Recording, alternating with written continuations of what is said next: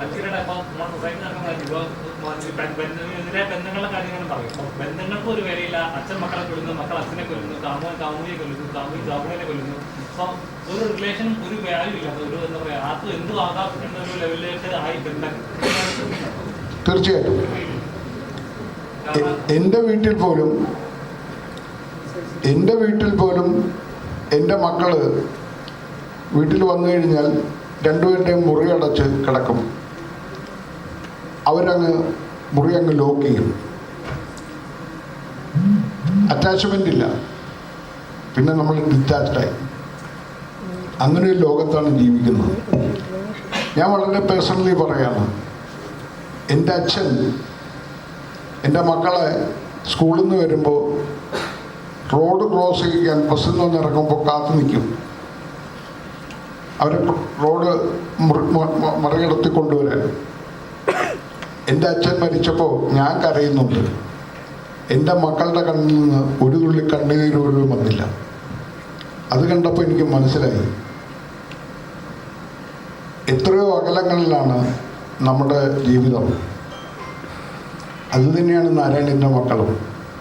എത്രയോ അകലങ്ങളിലാണ് നാരായണൻ്റെ മക്കൾ. ആ കഥ കേട്ടപ്പോൾ എനിക്ക് തോന്നിയത് ഞാൻ റിലേറ്റഡ് ആയിട്ടുള്ള ഒരു സൊസൈറ്റിയെക്കുറിച്ചാണ്. അത് തന്നെയാണ് ഈ സിനിമ സംസാരിക്കുന്നത്. ഞാൻ എൻ്റെ പേഴ്സണൽ എക്സ്പീരിയൻസ് വെച്ചിട്ട് തന്നെയാണ് ഇത്രയും വ്യക്തിപരമായ ഒരു സാധനം പോലും നിങ്ങളോട് പറയുന്നത്.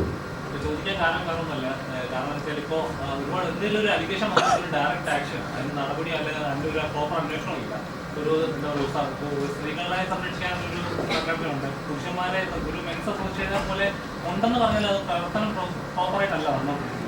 അപ്പൊ അതേപോലെ ഒരു സംഘടന കൃത്യമായിട്ട് ഉണ്ടാവോ, അതിന് കൃത്യമായിട്ട് എന്താ പറയുക ഒരു കേസ് വന്നാൽ അതിന് കൃത്യമായ പെണ്ണായാലും ആണായാലും ഒരേപോലെ ആയിരിക്കണം, നീതി ഒരുപോലെ ആയിരിക്കണം. എല്ലാവർക്കും തുല്യ നീതി വേണം. ഞങ്ങളുടെ നാട്ടിൽ പെണ്ണുങ്ങൾക്കാണ് ഭൂമിയുടെ അവകാശം. എന്തുകൊണ്ട് ആണുങ്ങൾക്ക് അവകാശമില്ല? ആണും പെണ്ണും ഉണ്ടെങ്കിലേ ഭൂമിയിൽ പുഷ്പങ്ങൾ വിരിയൂ. ആകാശത്തു നിന്ന് മഴ പെയ്താലേ ഭൂമിയിൽ ഉർവരത മാറൂ, മരുഭൂമി ഇല്ലാതാവും. അമ്മ ഭൂമിയാണെങ്കിൽ അച്ഛൻ ആകാശത്തിലെ മഴമേഘമാണ്. അപ്പോൾ തുല്യനീതി വേണം എന്ന് തന്നെയാണ് എൻ്റെ അഭിപ്രായം. അതിനെനിക്ക് യാതൊരു സങ്കോചവുമില്ല അത് പറയുന്നതിനകത്ത്. പെണ്ണുങ്ങൾക്ക് മാത്രമായിട്ടുള്ളൊരു അവകാശമല്ല, ആണിനും പെണ്ണിനും തുല്യ അവകാശമുണ്ട്.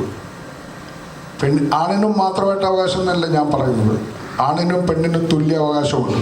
അത് ഈ സിനിമ സംസാരിക്കും നിങ്ങളോട്.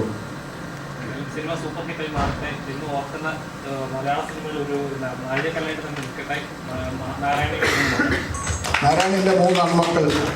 നിങ്ങൾ എത്ര കാലം കഴിഞ്ഞാലും നിങ്ങളുടെ മക്കൾ ജനിച്ചാലും നാരായണൻ്റെ 3 ആൺമക്കൾ നിങ്ങൾക്കുണ്ടാകട്ടെ.